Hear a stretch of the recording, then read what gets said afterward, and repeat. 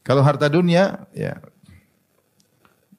benar merupakan sebab kebahagiaan dunia, tapi belum tentu mendatangkan kebahagiaan akhirat dan belum tentu mendatangkan kebahagiaan dunia. Betapa banyak orang yang memiliki harta yang banyak mereka tidak bahagia. Kenapa? Karena mereka terlalu tersibukkan memikirkan harta tersebut, tidak sebanding dengan penggunaan harta tersebut untuk dinikmati. Pikiran keras untuk memikirkan usaha mereka, ya.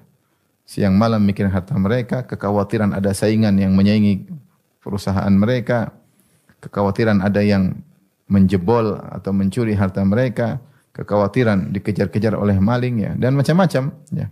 Belum tentu membuat mereka bahagia. Terkadang mereka kerja sampai untuk meliburkan diri sendiri tidak mudah, ya. Terikat dengan berbagai macam kontrak, terikat dengan berbagai macam kegiatan, sehingga waktu terkadang buat anak istri pun sedikit. Oleh karenanya tidak mesti orang punya harta pasti bahagia. Ini sudah jelas, ya. Buktinya banyak orang yang punya harta banyak ternyata bunuh diri. Meskipun kita tahu harta sebab kebahagiaan, tapi tidak mesti bisa digunakan untuk mendatangkan kebahagiaan. Tapi kalau tiga perkara ini, harta maknawi ini pasti menyebabkan kebahagiaan di dunia, terlebih lagi di akhirat.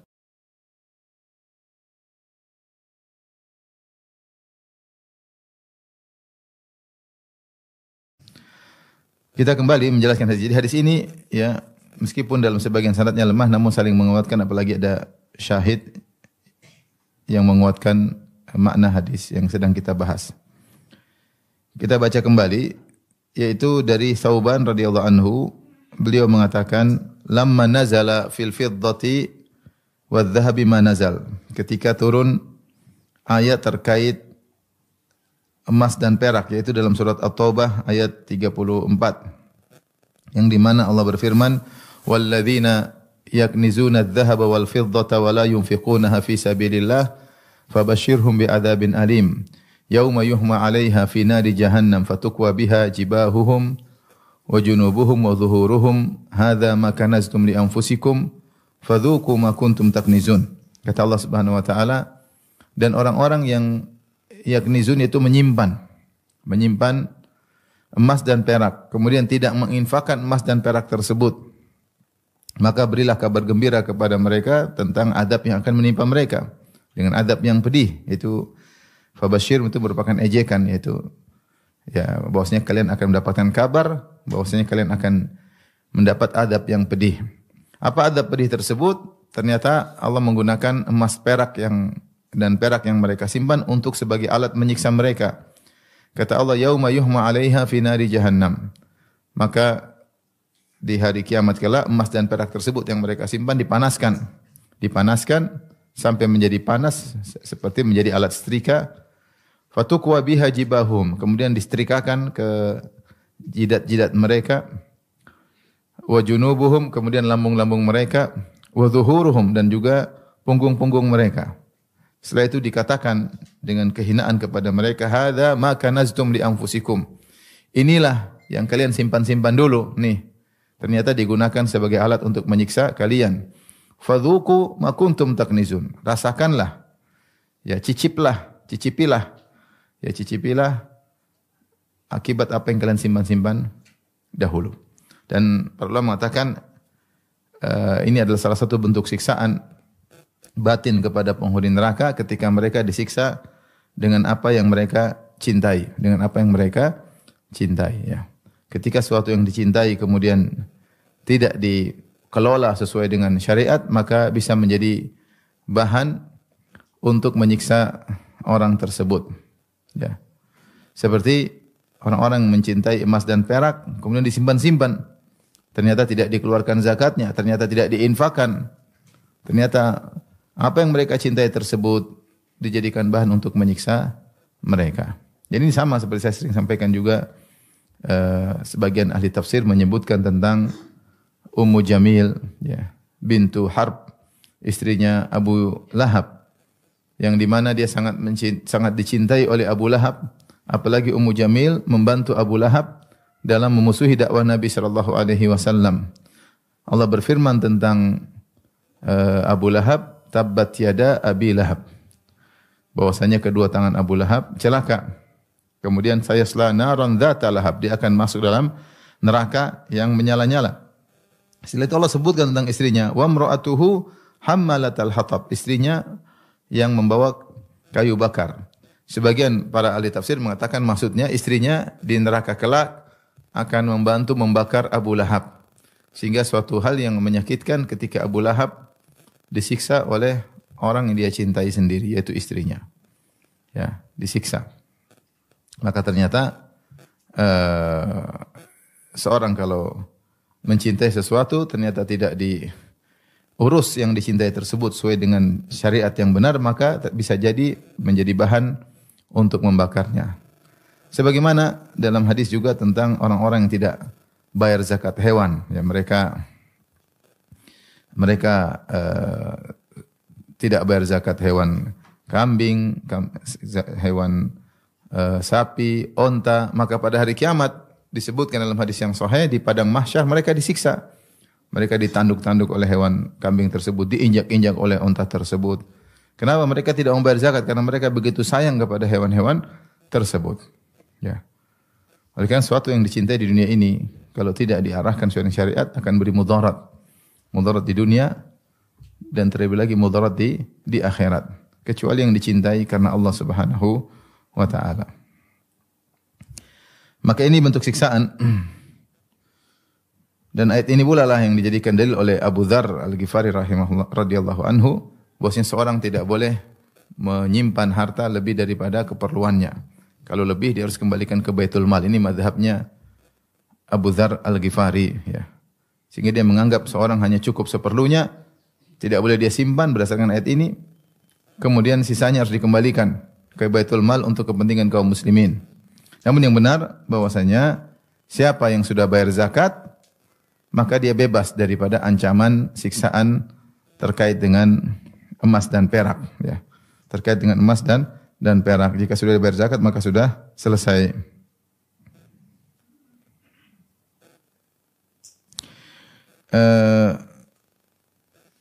Oleh karenanya diriwayatkan dari Ibnu Umar, beliau berkata, "Kullu malin addaita zakatahu falaysa bikanz."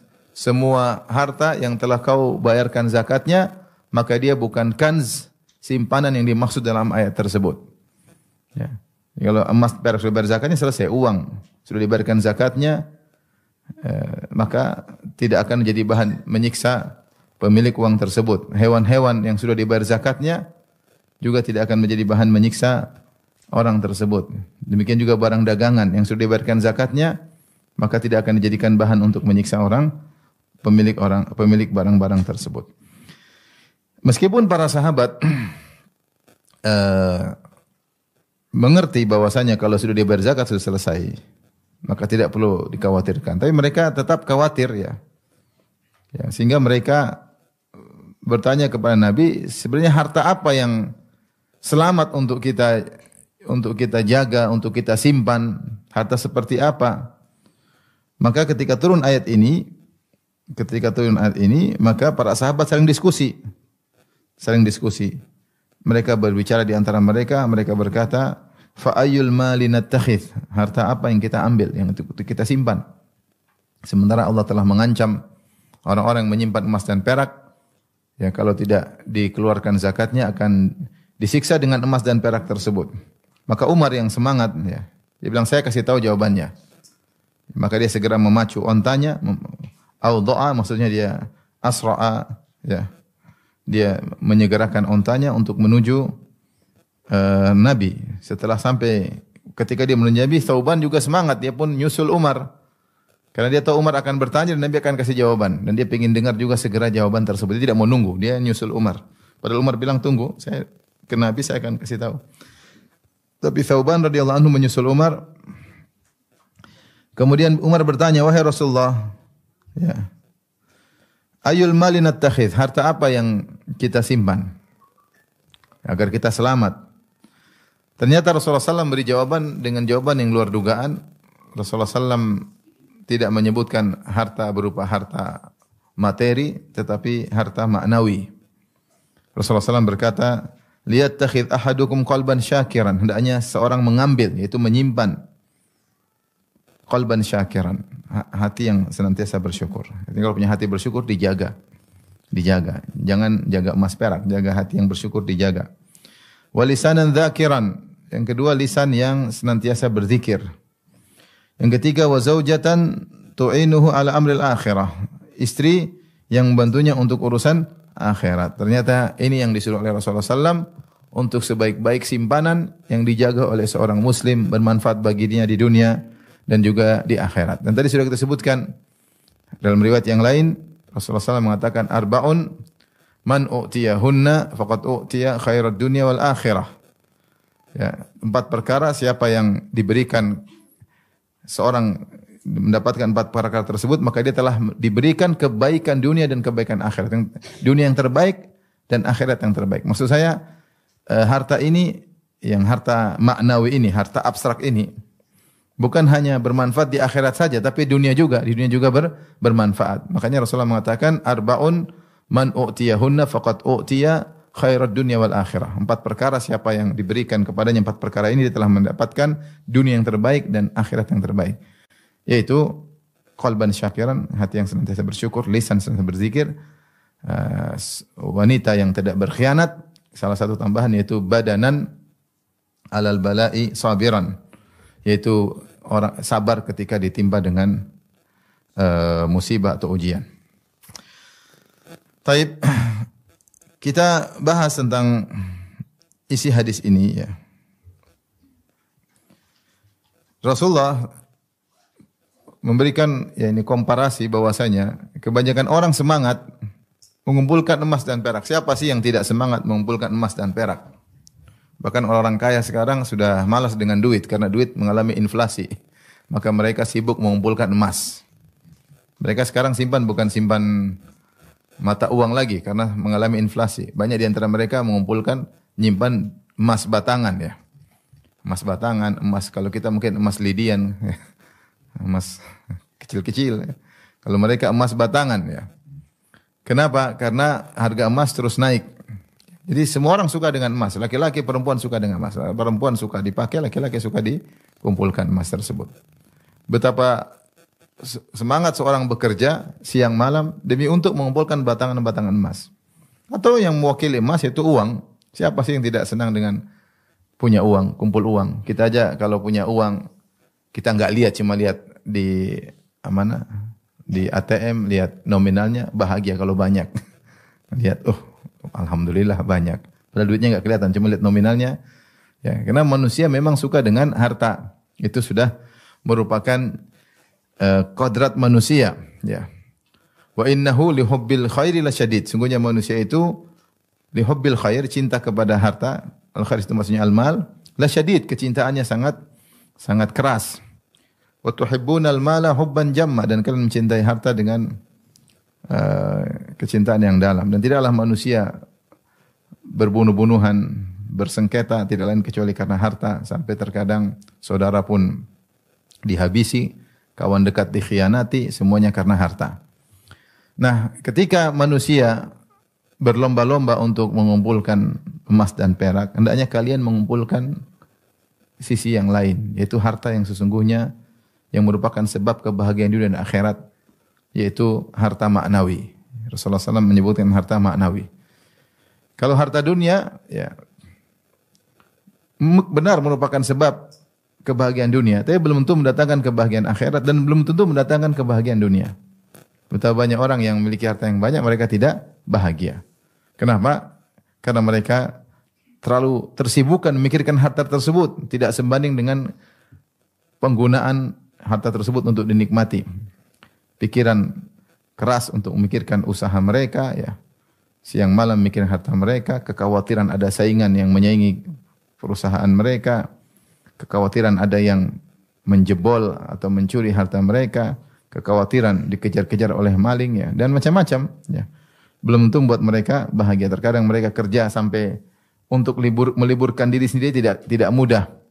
Ya, terikat dengan berbagai macam kontrak, terikat dengan berbagai macam kegiatan sehingga waktu terkadang buat anak istri pun sedikit. Oleh karenanya tidak mesti orang punya harta pasti bahagia. Ini sudah jelas ya. Buktinya banyak orang yang punya harta banyak ternyata bunuh diri. Meskipun kita tahu harta sebab kebahagiaan, tapi tidak mesti bisa digunakan untuk mendatangkan kebahagiaan. Tapi kalau tiga perkara ini, harta maknawi ini pasti menyebabkan kebahagiaan di dunia, terlebih lagi di akhirat. Yang pertama adalah hati yang senantiasa bersyukur. Orang senantiasa bersyukur pasti bahagia. Yang kedua, lisanan dzakiran, lisan yang senantiasa berzikir pasti bahagia. Dan kalau punya istri yang bantu urusan akhirat pasti bahagia. Siapa yang bisa mengumpulkan tiga harta maknawi ini, maka dia akan mendapatkan dunia yang terbaik dan juga dia akan mendapatkan akhirat yang terbaik. Yang pertama, Ibu yang dirahmati oleh Subhanahu wa taala, yaitu qalban syakiran, hati yang senantiasa bersyukur. Di sini kita tahu namanya syukur bukan terbatas pada hati. Bersyukur itu dengan hati, dengan lisan dan juga dengan anggota tubuh, ya. Makanya Allah berkata, "I'malu ala Dawud syukran." Wahai keluarga Daud yaitu Sulaiman alaihissalam, beramalah sebagai bentuk syukur kepada Allah Subhanahu wa taala. Jadi syukur dengan hati, dengan lisan, dengan anggota tubuh. Tetapi yang paling utama, penggerak yang pertama seorang bersyukur, yang membuat lisannya bersyukur dan tubuhnya bersyukur adalah dengan hatinya. Kalau hatinya bersyukur, maka lisannya akan tergerak, kemudian anggota tubuh yang lain juga akan bergerak. Oleh karena Rasulullah SAW menyebutkan poros utama itu hati, qalban syakiran. Hati yang bersyukur. Sini Rasulullah SAW kemudian juga mendatangkan dengan isim fa'il qalban syakiran. Dan sebenarnya mengatakan isim fa'il lebih kuat daripada fi'il mudhari'. Lebih kuat daripada fi'il mudhari'. Benar fi'il mudhari' Rasulullah tidak mengatakan qalban yashkur, tapi Rasulullah mengatakan qalban syakiran. Sebenarnya ulama seperti Tahir bin Ashur dalam tafsirnya mengatakan isim fa'il lebih kuat daripada fi'il mudhari'. Benar fi'il mudhari' menunjukkan tajaddudul fi'il, berulang-ulangnya perbuatan, ya. Tapi kalau isim fa'il seakan-akan sudah menjadi perangai, sudah menjadi suatu sifat, ya. Makanya ketika Allah mengatakan tentang orang-orang yang bertakwa, surga kata Allah, "Uiddat lil muttaqin," segeralah menuju surga yang seluas langit dan bumi yang Allah siapkan bagi orang yang bertakwa. Siapa orang bertakwa? Kata Allah, "Alladzina yunfiquna fis sarra'i wad dharra." Orang yang berinfak dalam kondisi lapang maupun dalam kondisi susah. Ini Allah menggunakan fi'il mudhari'. Fi'il mudhari'. Karena infak tidak bisa setiap saat. Ya. Ya. Wal kadhiminal ghaidh wal afin 'alan nas. Tapi ketika Allah berbicara tentang senantiasa meredam amarah dan senantiasa maafkan untuk menunjukkan bahwa itu sudah jadi sifat mereka. Mereka orang yang senantiasa meredam amarah. Kapan timbul sebab amarah mereka bisa redam. Dan kapan dia dizalimi maka dia sangat mudah untuk memaafkan. Dan isim fa'il lebih kuat, menunjukkan continue, kesinambungan. Kalau mudhari' menunjukkan tajaddud, berulang-ulang. Kalau isim fa'il menunjukkan continue, berkesinambungan, dan kesinambungan lebih kuat daripada pengulangan. Taib, di sini qalban syakir, itu hati yang senantiasa bersyukur. Nah, apa yang dimaksud dengan hati yang senantiasa bersyukur? Hati yang senang bersyukur memenuhi beberapa sifat. Yang pertama dijelaskan oleh Ibnu Qayyim rahimahullahu taala, tidaklah seorang bisa bersyukur kecuali memenuhi beberapa perkara. Yang pertama, dia harus bisa mengenali nikmat-nikmat Allah. Kalau dia tidak mengenali nikmat-nikmat Allah, maka dia tidak akan mensyukuri. Maka perlu bagi seorang hamba duduk, sebenarnya apa sih nikmat yang saya rasakan?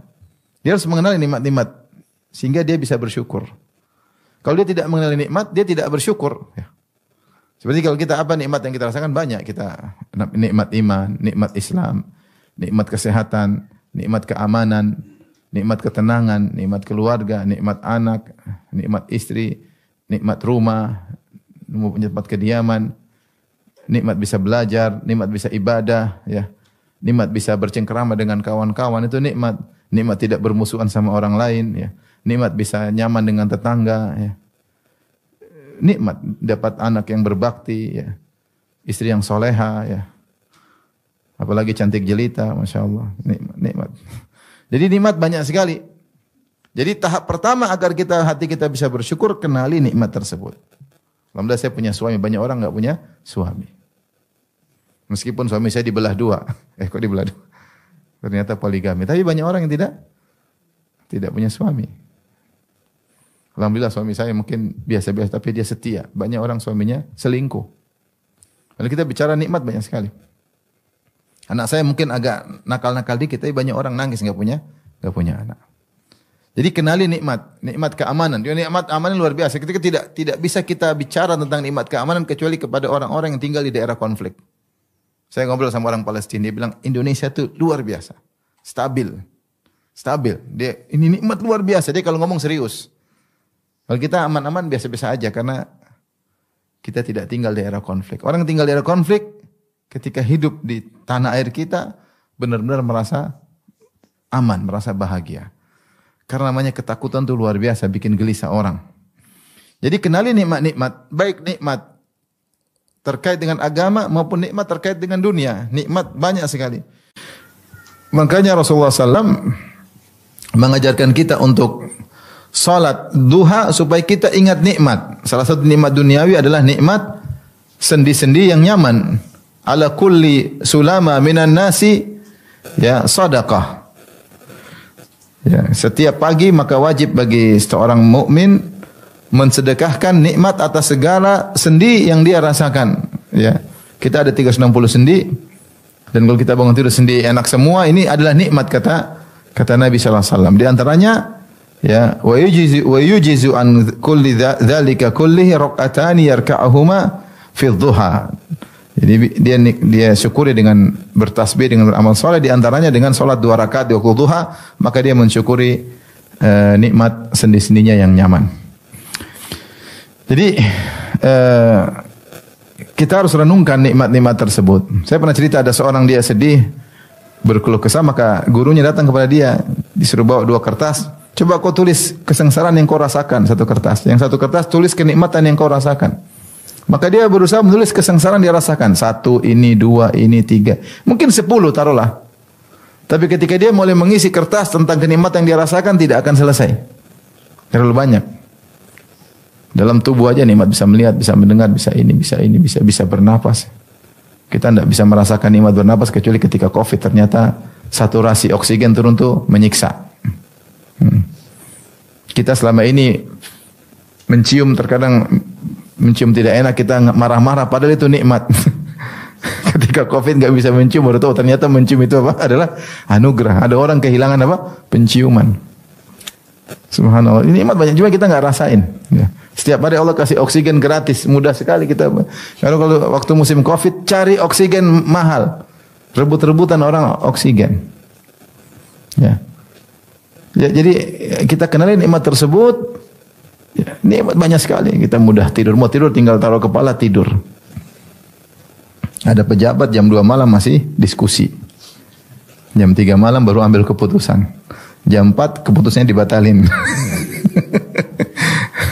Ribut. Gak gampang. Ini nikmat luar biasa. Jadi kenali nikmat-nikmat tersebut. Nah, ini langkah pertama agar hati kita bisa bersyukur. Kenali nikmat. Dan tidak akan pernah selesai. Dan Allah telah mengatakan demikian, wa in ta'uddu ni'matallahi la tuhsuha.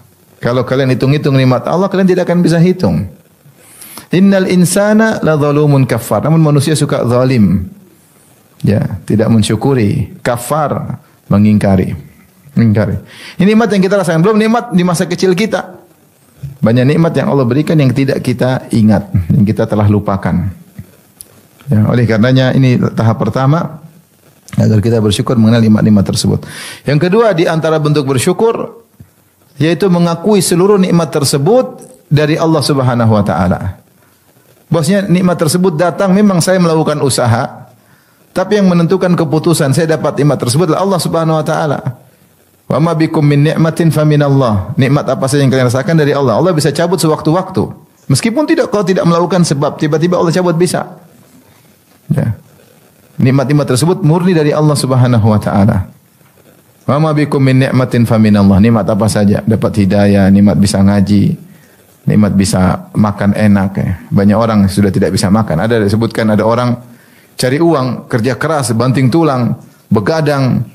Kata dia saya kaya nanti mau makan enak. Begitu dia kaya, dia kena penyakit, tidak bisa makan enak akhirnya. Makan ini enggak boleh, makan itu enggak boleh. Padahal habis waktunya untuk cari uang supaya makan enak. Ketika udah kaya kena penyakit karena kurang tidur, karena kurang ini, kurang anu. Jadi semua nikmat dari Allah. Kita renungkan sekarang nikmat apa ya? Saya bisa ngaji, nih Allah yang kasih hidayah. Saya bisa bangun pagi, Allah yang kasih hidayah. Banyak orang tidur nggak bisa bangun lagi ya. Saya bisa melangkah ke sini, siapa yang gerakkan hatiku? Allah Subhanahu wa taala. Bahkan kalau pengajian saya tidur pun nikmat dari Allah Subhanahu wa taala. Ada orang nggak bisa tidur. Nikmat ya, semua dari Allah Subhanahu wa taala. Tidak ada nikmat dari kita sendiri, enggak ada. Kita ini siapa sih? Kita ini siapa? Ya. Kapan kita merasa nikmat karena usaha kita, itulah ujub. Itulah namanya apa? Ujub. Merasa berpartner dengan Allah dalam menghasilkan suatu keberhasilan. Itu namanya ujub. Ujub itu makanya ujub dikatakan syirik dari sisi syirkul isti'anah. Sementara kita setiap salat kita mengatakan wa iyyaka nasta'in, hanya kepada Engkau lah kami mohon pertolongan, yaitu hanya dengan Engkau lah kami bisa berhasil. Adapun ketika seorang merasa karena saya bisa berhasil, dia telah berbuat syirik, jadi dia merasa keberhasilan tersebut adalah kerjasama antara Allah dengan dia. Maka ini berbahaya ya.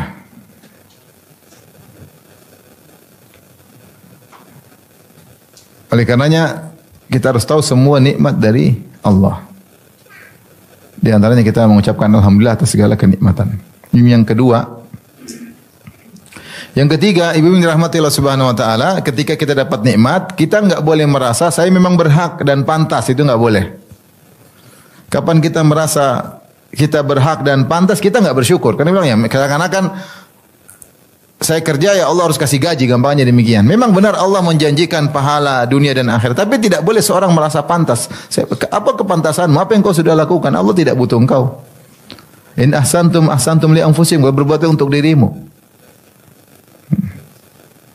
Man ihtada fa innama yahtadi li nafsihi wa man dhalla fa innama yadhillu 'alaiha. Siapa yang dapat hidayah untuk dia, bukan untuk Allah Subhanahu wa taala. In tashkuru fa innallaha ghaniyyun ankum. In syakartum, siapa yang bersyukur untuk dia sendiri. Faman yashkur fa innama yashkuru nafsi. Siapa yang bersyukur dia untuk dirinya sendiri. Jadi jangan pernah merasa bahwasanya saya karena ibadah saya pantas, enggak ada. Apa yang buat masalah ibadah kayak gitu juga. Salat masih pikiran kemana-mana ya. Tidak khusyuk. Puasa katanya jaga pandangan, ternyata masih nonton medsos.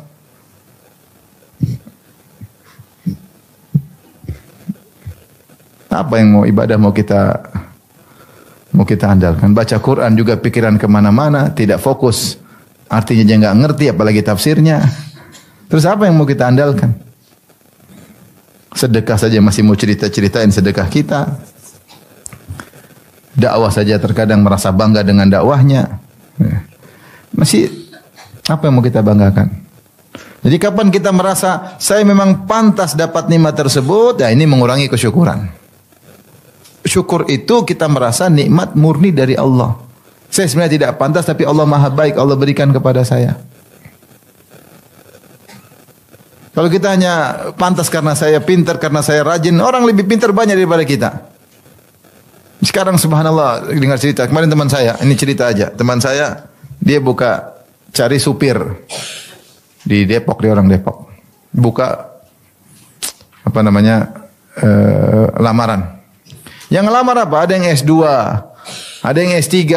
Subhanallah. Cuma gaji berapa? Gaji 4 juta paling.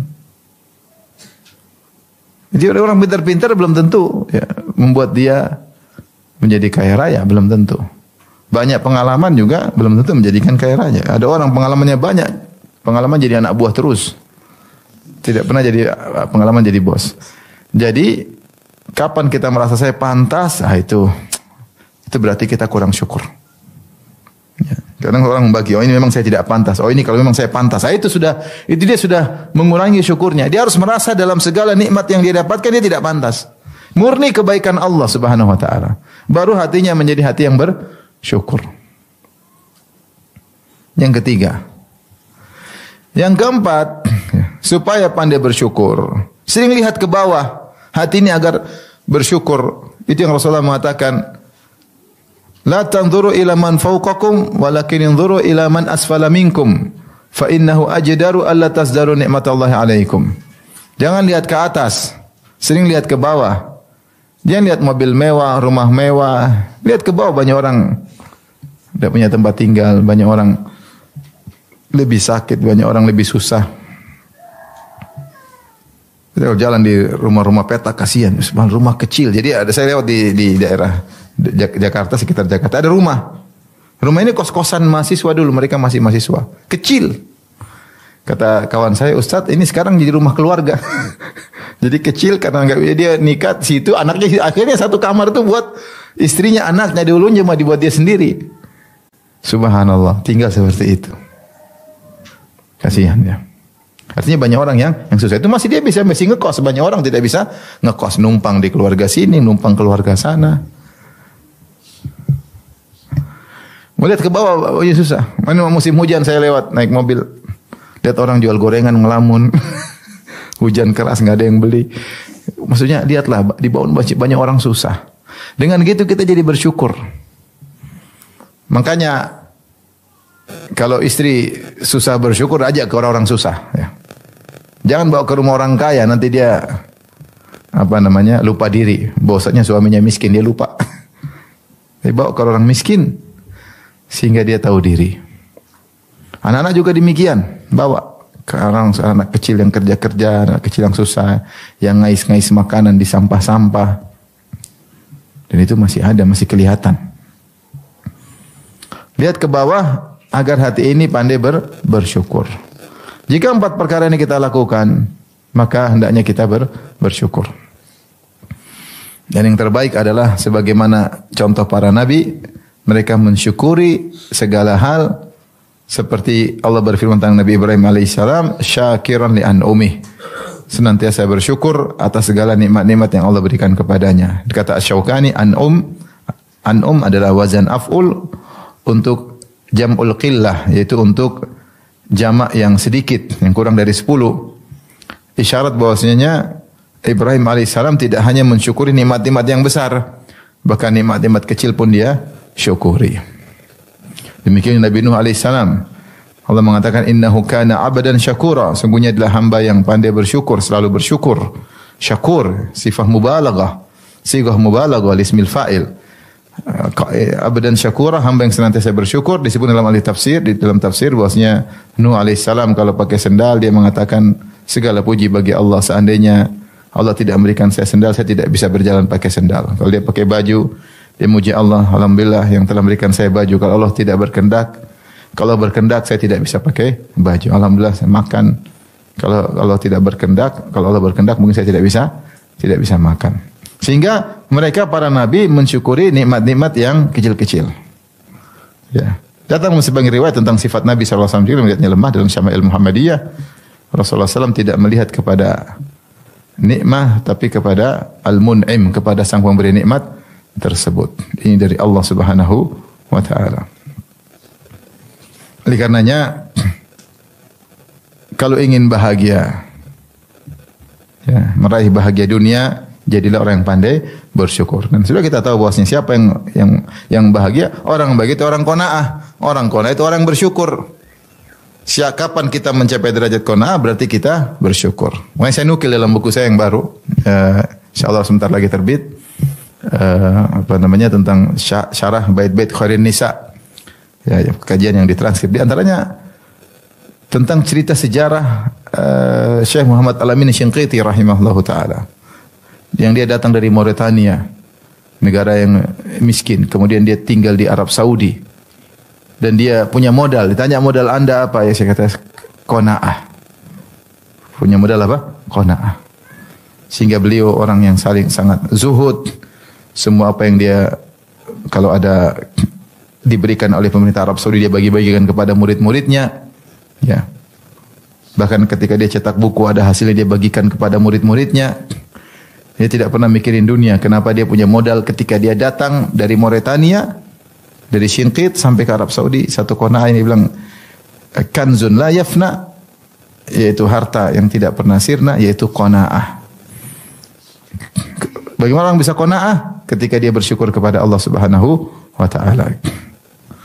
Makanya di antara hamba yang terbaik wa qanna Allahu bima a'tah. Allah menjadikan dia qanaah dengan apa yang Allah berikan kepadanya. Maka inilah sebab kebahagiaan dunia, apalagi terlebih di akhirat. Ya, karena kita qanaah itu bukan berarti kita enggak dapat apa-apa dari Allah, dapat di akhirat.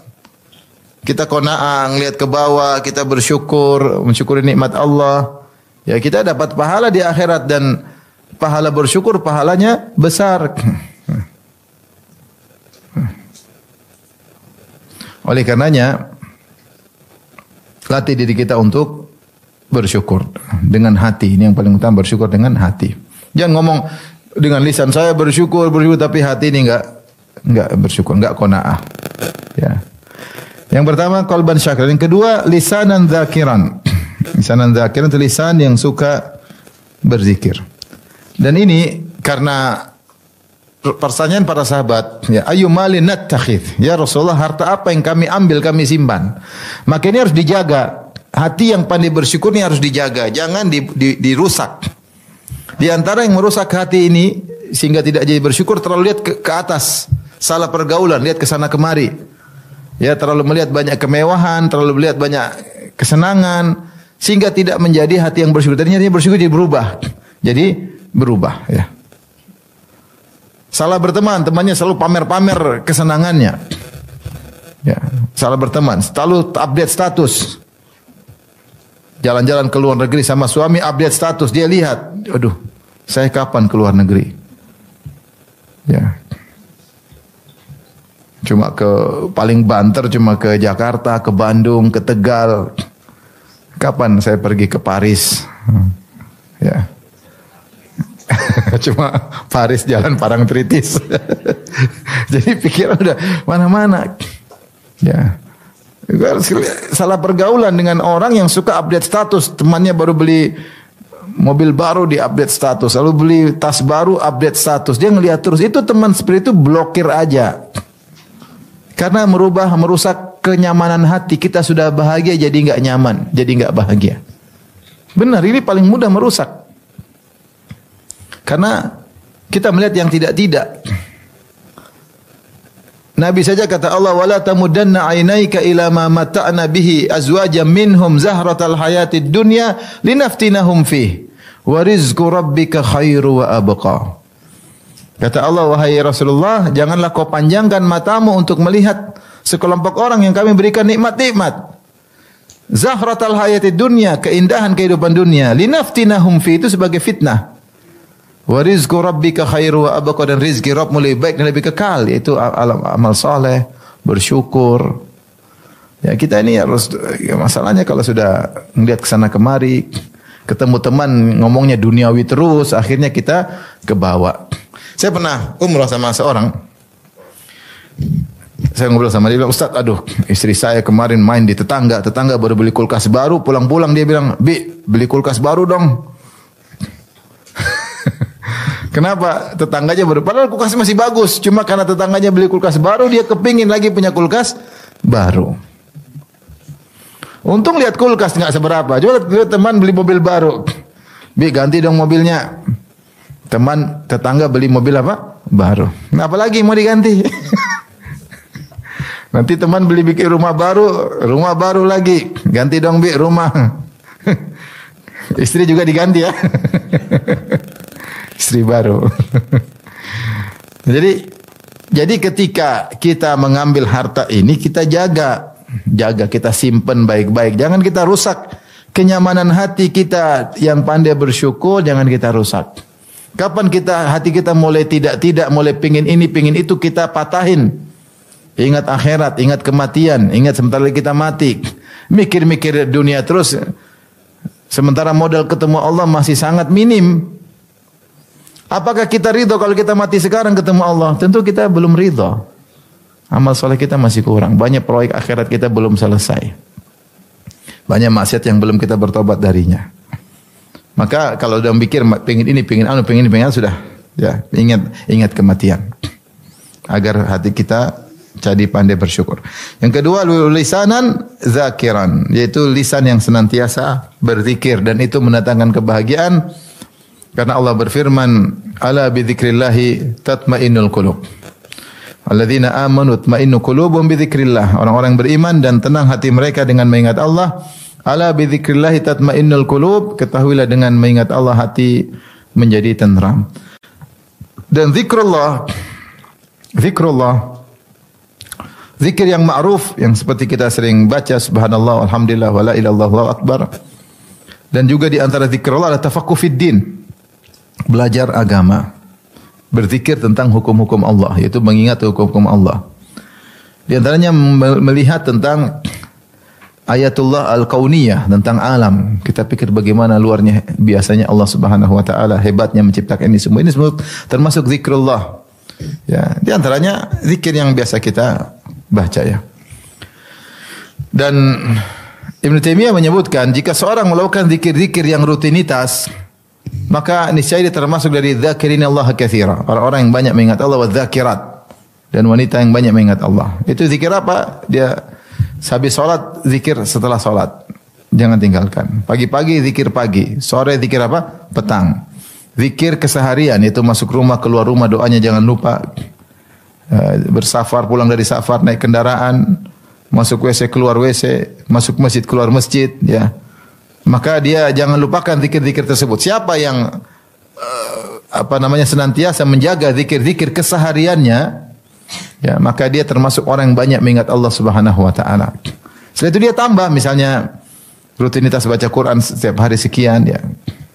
Apalagi kalau dia tambah salat malam. Maka senantiasa lisan berzikir. Kita ini kenapa kurang berzikir? Terlalu banyak kita ngomongin dunia, ya, ngomongin berita medsos, ngomong lagi. Kapan kita baca subhanallah walhamdulillah wala ilaha illallah wallahu akbar? Jarang, karena kita sibuk zikir dunia. Makanya dikatakan oleh sebagian salaf, zikru Allah dawa wa zikrun nas da. Mengingat Allah adalah obat dan mengingat manusia adalah penyakit. Semakin sering kita ingat manusia, semakin banyak penyakit hati kita ini. Ngomongin si fulan. Ya, terkadang kita harus ngomong tapi ada batasannya. Jika tidak, semua yang berlebihan akan menimbulkan penyakit. Maka ibu yang dirahmati Allah Subhanahu wa taala harus memaksakan diri punya jadwal harian. Harus. Saya tahu ibu sibuk ya. Boleh kalau punya anak-anak kecil pasti sibuk. Ngurus anak satu baru di netain, satu sudah menangis, satu digendong, satunya nangis lagi ya. Repot ya. Apalagi anaknya banyak ya. Saya kemarin ketemu kawan, subhanallah. Anaknya 11.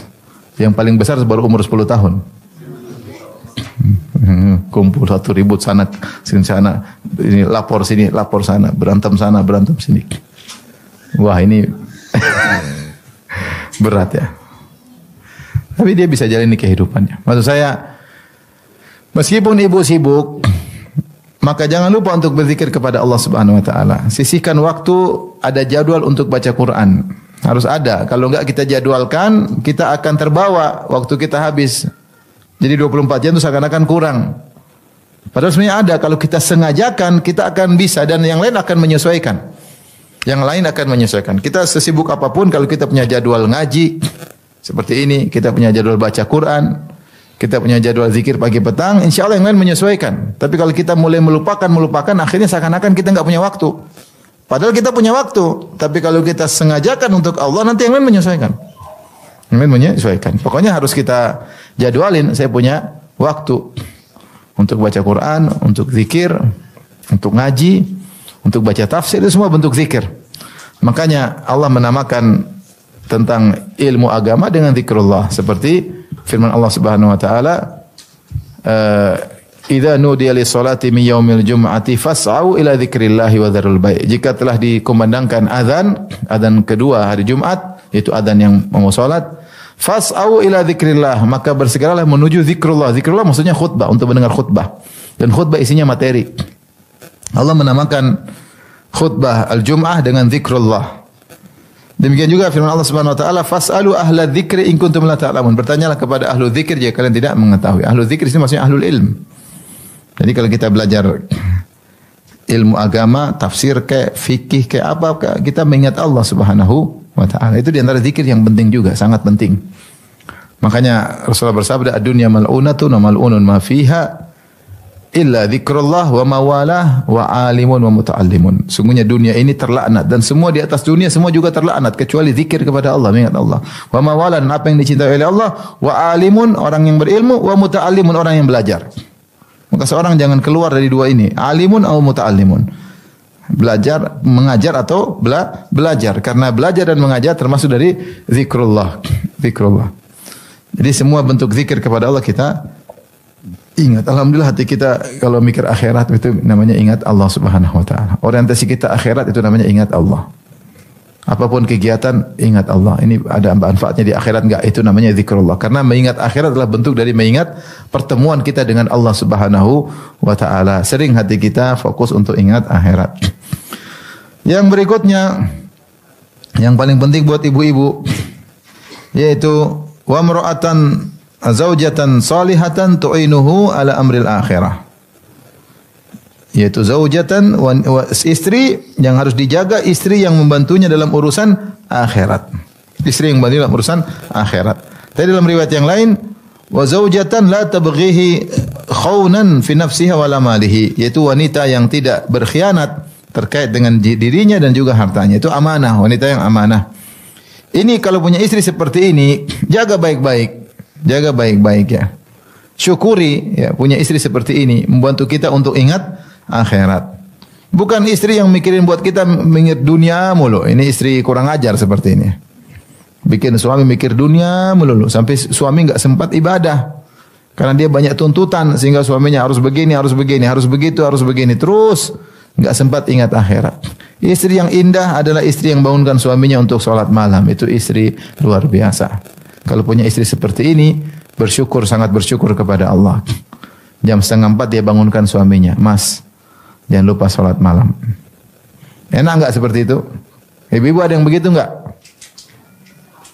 InsyaAllah besok, mulai besok insyaAllah. Bangunkan istri. Mas, hari ini kita belum baca Quran, Mas. Masya Allah. Enak, nikmat. Mas, kamu kok lihat medsos terus? Apa enggak takut sama Allah lihat akhwat terbuka aurat? Kan Mas nonton apa sih, Mas? Nonton saya aja, Mas. Jangan nonton itu, Mas. Itu bisa. Masya Allah. Nikmat. Mas, ingat mata tundukkan, Mas. Jangan jelalatan, Mas. Meripat. Nikmat punya istri apa? Ingat ini. Bukan, Mas, kita ke mall, Mas. Ini ada ini baru, ini baru, ada produk baru. Lagi diskon, Mas, diskon. Masya Allah. Apa? Sing diskon apa nih? Rumah diskon. Rumah diskon. Mahal tahu enggak ya? Jadi ya, mikirin dunia mulu. Masya Allah ya. Makanya ketika Nabi, entah apa yang terjadi, Nabi menceraikan Hafsah. Maka Jibril datang negur Nabi. Innaha zaujatuka fid dunya wal akhirah. Innaha qawwama sawwama. Jangan dilepas wanita seperti ini. Dia istrimu di akhirat dan dia wanita yang senantiasa puasa sunnah dan senantiasa salat malam. Rasulullah kembali. Ini wanita seperti dijaga, tidak dilepas. Yang ingatkan suaminya untuk akhirat, membantu suaminya untuk apa? Akhirat. Bantu suaminya, Mas. Kau belum kasih uang sama ibu, Mas. Kau belum kasih bantu kakak adik kalau punya duit. Nah, ini luar biasa. Tetangga, Mas, kasihan. Mas, ini ada kesempatan bersedekah. Ya, Mas, ya, kok belum sholat sunnah, Mas? Masya Allah, senang. Ya, kita senang ditegur oleh istri. Kemarin istri bilang, Abi, boleh enggak saya kasih masukan? Subhanallah, apalagi masukan ini. Jadi kita enggak ada masalah, maksudnya ingin istri kita menasihati kita, mengingatkan kita ya. Ya, meskipun terkadang menyampaikannya mungkin tidak enak didengar, tapi kalau kita kontennya baik kita terima ya. Tentu istri yang soleha menyampaikan dengan baik-baik, dengan penuh penghormatan, dengan penuh penghormatan kepada suami, maka dia utarakan dengan cara yang baik. Karenanya ketika suami istri bekerja sama dalam ketaatan, maka ini yang diberkahi oleh Allah Subhanahu wa taala. Sebagaimana hadis yang masyhur sering kita bacakan, rahimallahu imra'an qama minal lail fa shalla wa aiqadha ahlahu fa shallat fa in abad nadhaha fi wajhiha ma. Semoga Allah merahmati seorang laki yang dia bangun malam kemudian dia salat malam. Kemudian dia bangunkan istrinya, kemudian istrinya salat malam. Kalau istrinya enggan, maka dia percikan air di wajah istrinya. Wa rahimallahu imra'atan qamat minal laili fa shallat. Semoga merahmati seorang wanita yang dia bangun malam kemudian dia salat malam. Wa aiqadhat zaujaha, kemudian dia bangunkan suaminya. Fa in aba, kalau suaminya enggak mau bangun, nadhahat fi wajhihi alma, maka dia percikan air di wajah suaminya. Dalam sebuah riwayat kata Nabi sallallahu alaihi wasallam, fa in shallaya jami'an kutiba minadz-dzakirin Allah katsiran wa dzakirat. Kalau keduanya salat malam bareng, maka keduanya dicatat sebagai lelaki yang banyak mengingat Allah dan wanita yang banyak mengingat Allah Subhanahu wa taala. Wanita yang saleh, wanita yang mengurangi beban dunia untuk suaminya, tapi dia membantu suaminya untuk akhirat. Jangan terlalu banyak permintaan sama suami. Suami kalau dibebani dengan keinginan ini, keinginan anu, keinginan ini, keinginan anu, suaminya jadi pikir dunia terus ya. Mas, ini lagi kapan kita jalan-jalan ke sana, Mas? Mas, kapan kita ke luar kota, Mas? Mas, ada mall baru buka, kapan kita ke mall baru, Mas? Mas, teman-teman semua sudah ke sana, kapan kita ke sana? Yang dia pikir dunia. Sehingga suaminya pun tadinya mikir akhirat jadi mikir apa? Dunia.